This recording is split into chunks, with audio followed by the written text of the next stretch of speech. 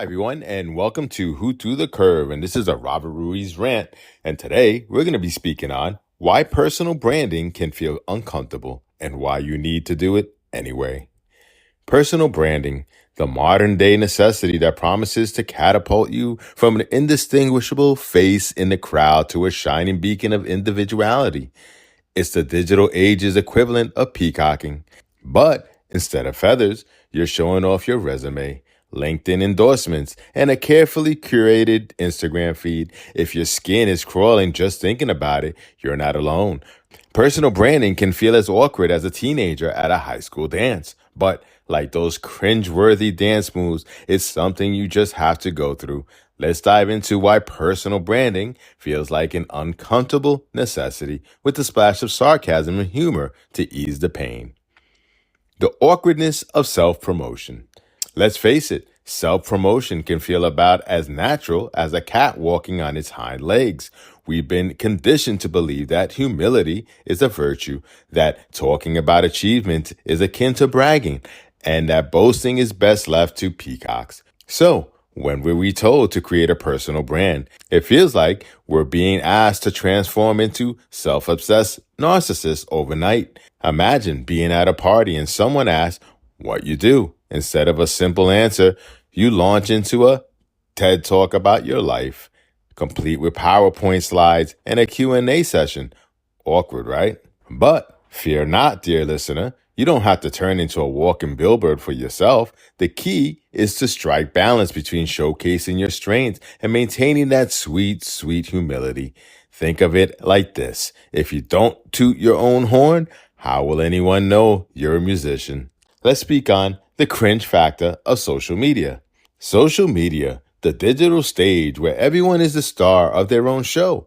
If you're not already an influencer, the idea of posting selfies with motivational quotes can feel downright cringeworthy. You might think, who cares about my morning coffee ritual or my thoughts on productivity hacks?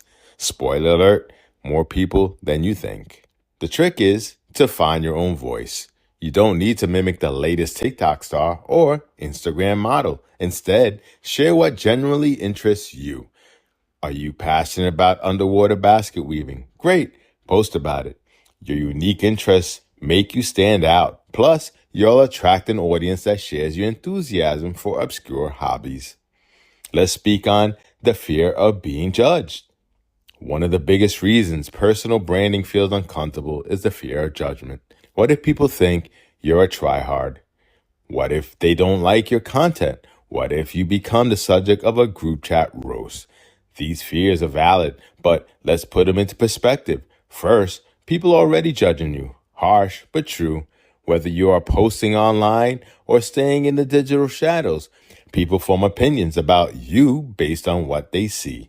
By controlling your personal brand, you're at least guiding that narrative. Second, the people who matter, your future employers, clients, or collaborators, are more likely to appreciate your efforts than mock them.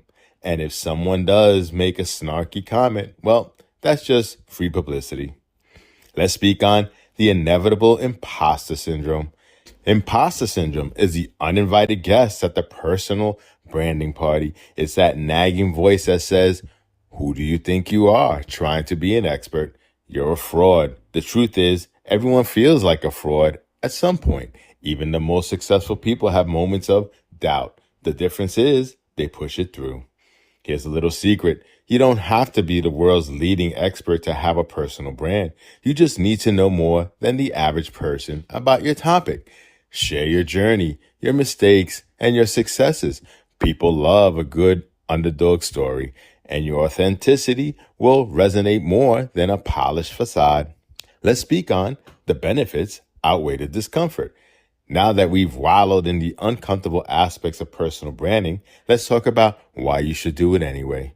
Personal branding isn't just a vanity project, it's a powerful tool for professional growth.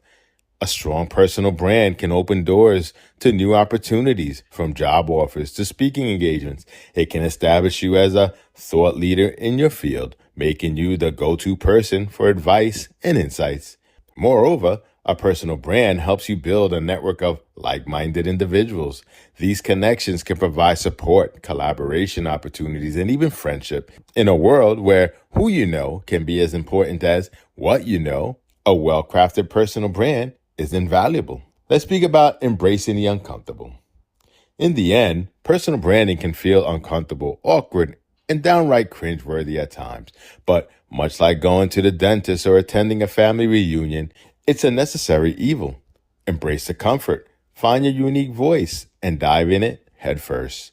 You might stumble, you might feel embarrassed, and you might want to delete everything and hide under a rock. But remember, every successful person has been where you are. They've all faced the same fears and uncertainties, but chose to push through them. Think of a personal branding as a muscle. The more you exercise it, the stronger and more confident you become. Over time, what once felt awkward and cringy will become second nature.